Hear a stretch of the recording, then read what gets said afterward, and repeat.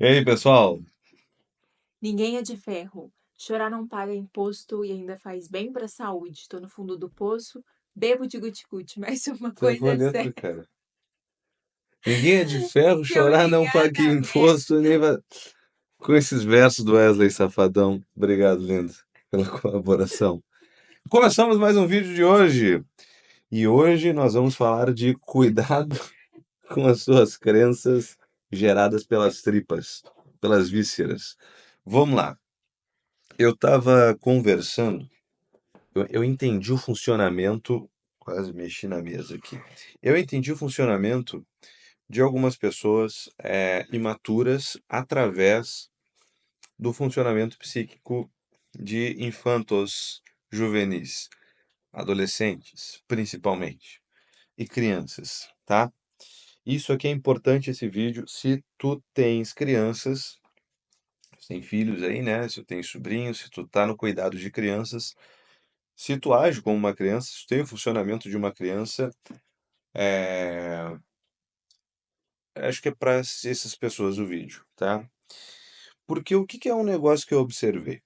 Eu vou até, né, no consultório, principalmente, e analisando, sei lá, minha própria história de vida, e história de vida de amigos e de outros pacientes, a gente percebe um negócio, cara, uma coisa que acontece que é muito importante, muito cuidado com as crenças sobre o mundo, crenças sobre o cosmos, geradas a partir de emoções.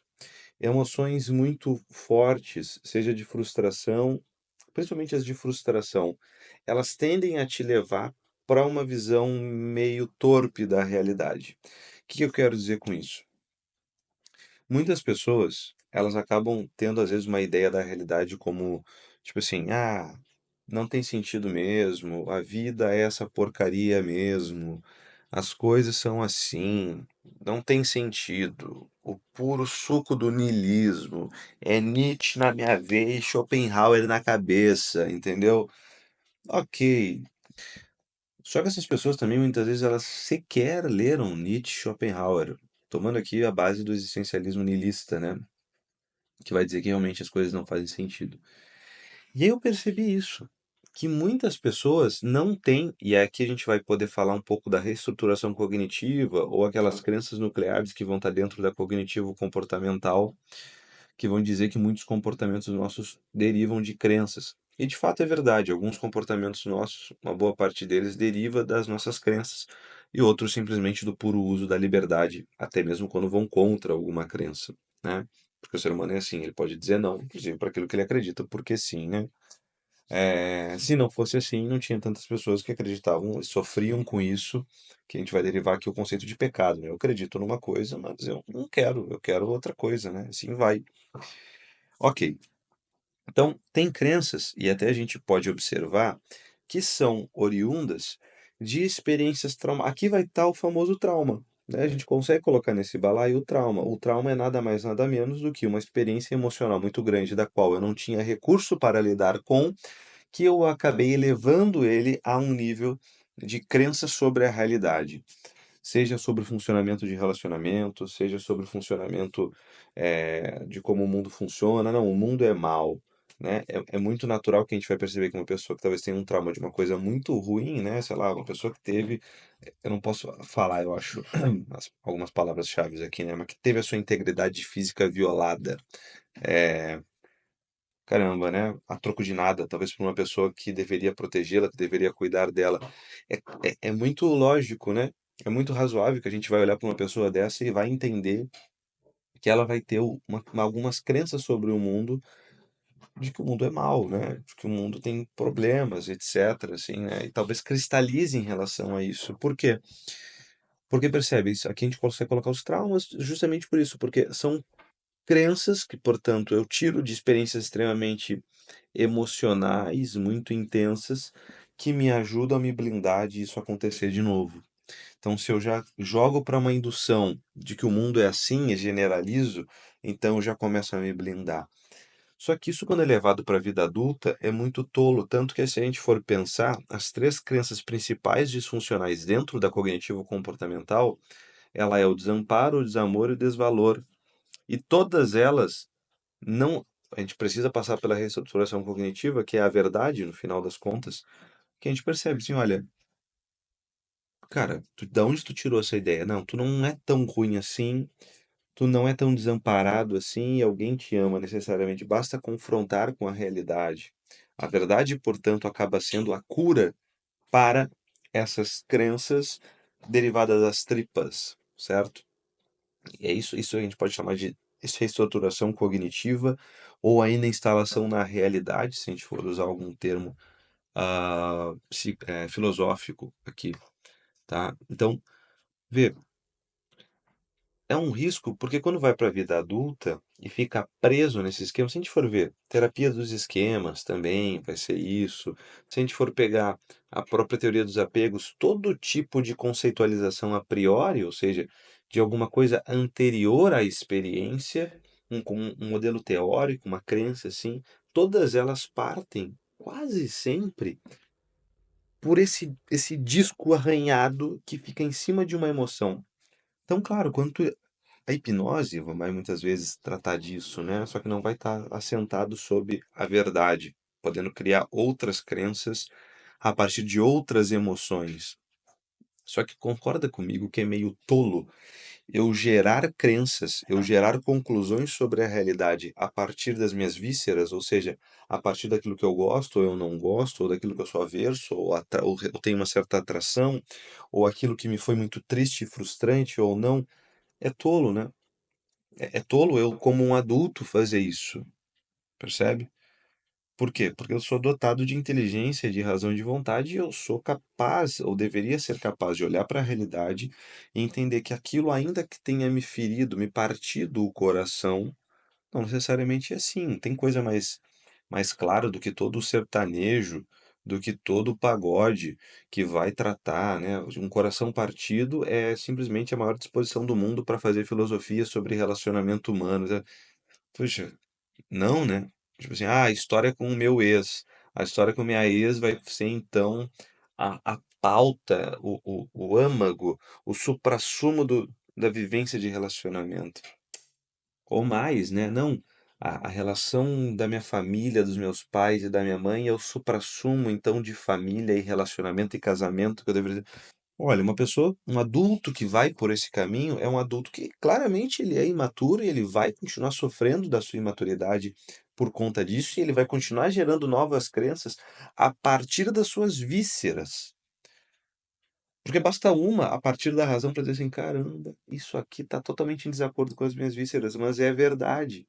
E é muito mais sólido e verdadeiro, e eu ganho mais estabilidade quando eu me. Isso é um ganho psicológico, né? Quando eu me assento as minhas crenças sobre a razão, sobre coisas que são pautadas na verdade, eu ganho uma estabilidade psicológica muito maior, inclusive para as minhas emoções. Então, olha como é gozado. Eu crio crenças a partir das minhas emoções e as minhas emoções, por causa disso, se tornam mais instáveis, gerando mais crenças instáveis, quando simplesmente num lapso de razão, num lapso de inteligência, eu poderia interromper isso tudo, né? E aqui é um ponto interessante, porque claramente, como eu falei, então essa é uma dinâmica infantil.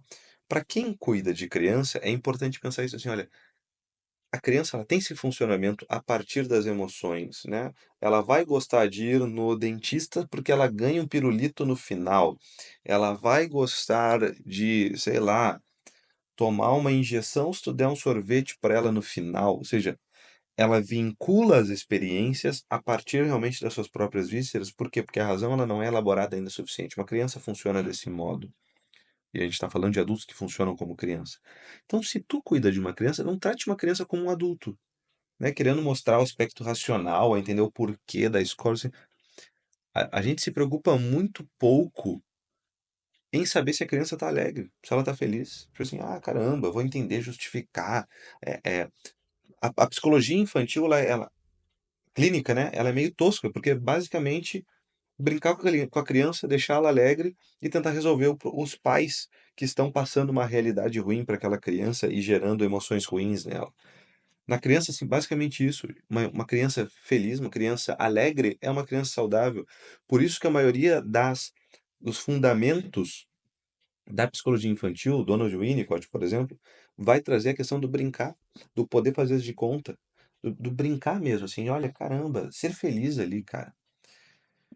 Então, sim, se tu cuida de criança, não procura educar ela, procura fazê-la alegre, procura fazê-la feliz, tranquila.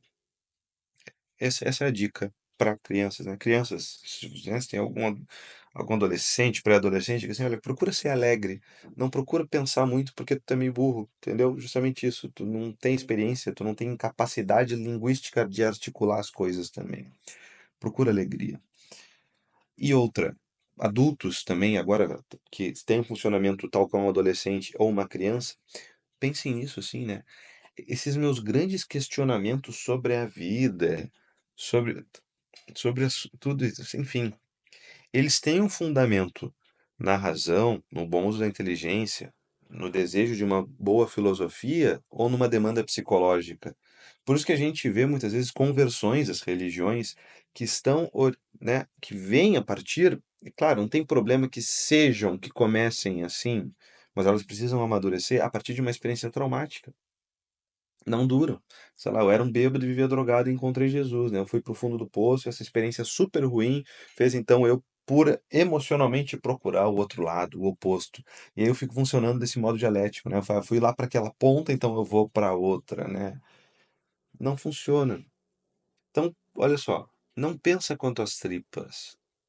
Elas são importantes. Na medida que tu crescer em virtudes, a gente pode falar sobre virtudes em algum momento, tu vai poder começar a confiar um pouco mais no teu coração, porque ele vai começar a te informar aquilo que realmente é bom. Mas por pressuposto, eu suponho que tu não é virtuoso, tu é vicioso, como eu também. O nosso coração, portanto, ele não é capaz de nos informar aquilo que é bom necessariamente. Às vezes ele encontra, mas é meio que um sorteio. Então, apela-se, portanto, ou faça-se então o bom uso, né, da inteligência para dizer, cara, é isso aqui mesmo. Eu realmente acredito nisso.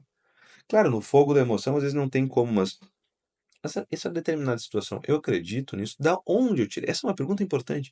Da onde eu tirei essa ideia? Ah, Diego, foi de uma experiência traumática que eu tive, de uma frustração muito grande. Se pergunta, se eu tivesse alegre e feliz, eu me colocaria essa questão ainda? São perguntas muito evidentes. Tipo, se o meu estado de espírito tivesse diferente, essa questão ainda seria brutalmente importante para mim, se é sobre religião, se é sobre o sentido da vida, se é sobre relacionamento, se é sobre vocação. É que nem às vezes o pessoal vai falar sobre vocação, qual é a minha vocação e tal. E tipo assim, cara, isso só vem numa situação ruim, horrível. Cara, a gente sabe, né? Cara, numa situação instável, tristeza, de raiva, coisa, a gente não costuma pensar muito bem, né? Modera teu gênio, descansa, dorme e tal. E retoma isso depois. Qual é o problema das pessoas? O problema é que essas pessoas veem essa questão num momento de crise e depois que está com a cabeça calma, tranquila, que é apto a pensar sobre aquilo, não retoma, porque tem medo que não, foi essa questão que me trouxe a crise.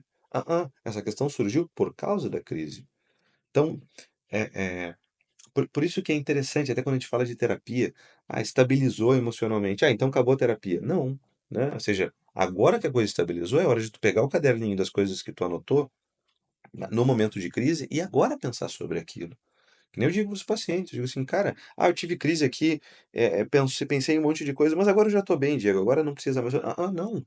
Agora que tu está bem, tu tem que pensar sobre aquelas coisas, porque é agora que tu vai elaborar o caminho cognitivo para quando chegar naquelas coisas tu conseguir sair e não ficar só esperando a vida me levar e o coração se acalmar e a crise se resolver sozinha, porque vai, né? O tempo resolve muitas coisas, mas tu pode no tempo ficar preso num loop infinito. Não pensa quanto às tripas. Haja racionalmente e racionalmente deixa o like aqui no canal e te inscreve para receber os vídeos diários aqui. Tá bom? Por hoje é só, já deu o nosso tempo aqui. Quer finalizar aqui dando um tchauzinho também, linda?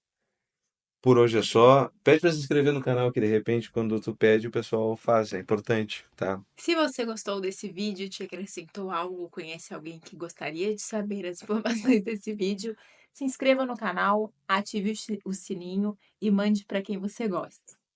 Faz a thumb agora, faz a pose da thumb. Não, joinha é muito brega, né? Já foi, já era. Tchau, pessoal. Fiquem com Deus, não façam nada que eu não faria.